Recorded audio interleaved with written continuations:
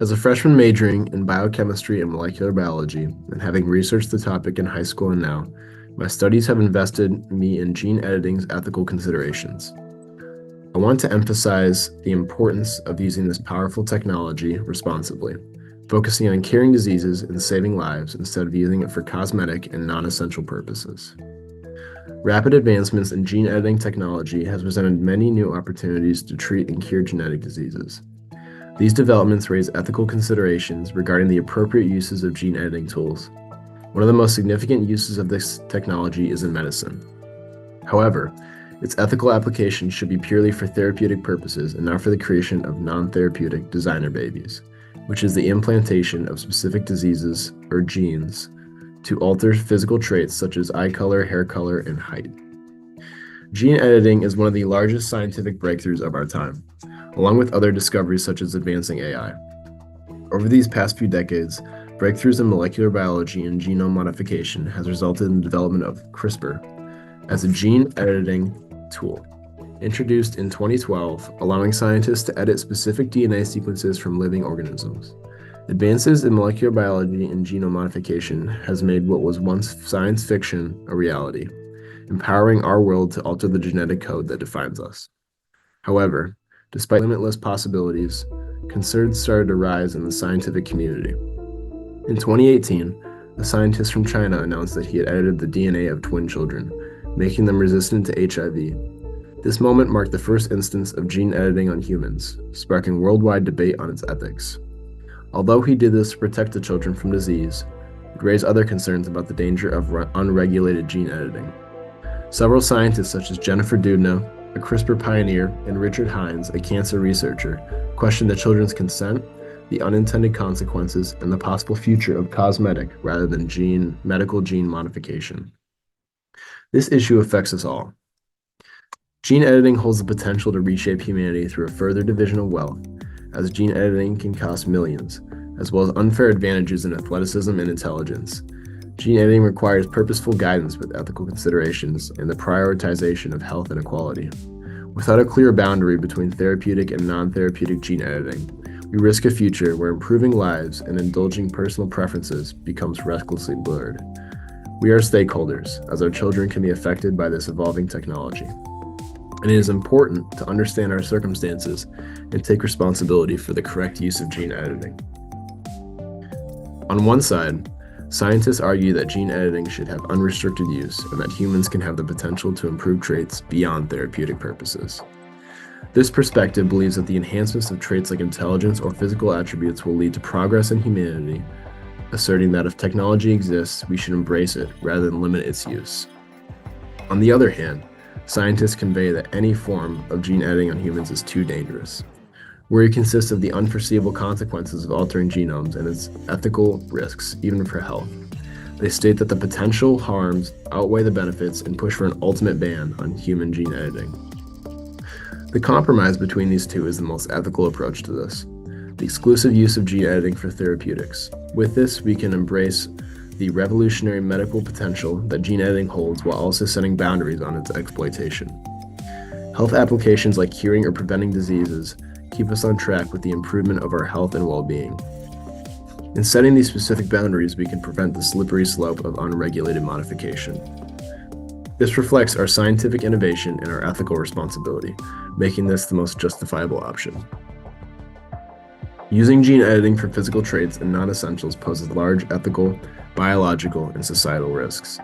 The limitation of gene editing to therapeutics is supported by its medical benefits, the ethical dilemma of genetic enhancement, and the ever-widening wealth inequalities as a result of this expensive technology.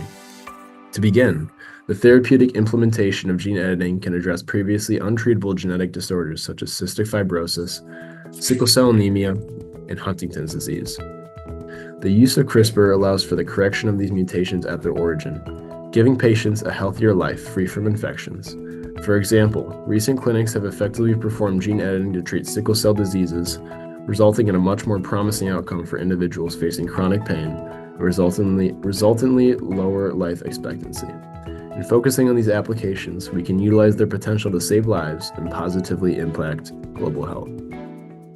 Encompassing our human dignity and equality lies the usage of gene editing for non-essential enhancements. The allowance for the editing of specific traits like intelligence, athleticism, or physical traits can reduce the value of people to the modifications received rather than their worth as a human.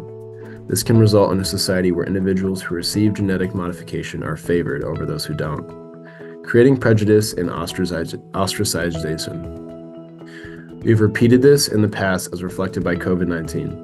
The wealthier countries hoarded vaccines early on, making less fortunate countries struggle.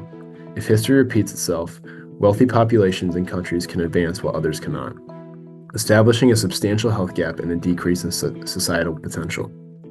The changing of genes unrelated to health can also result in unintended effects.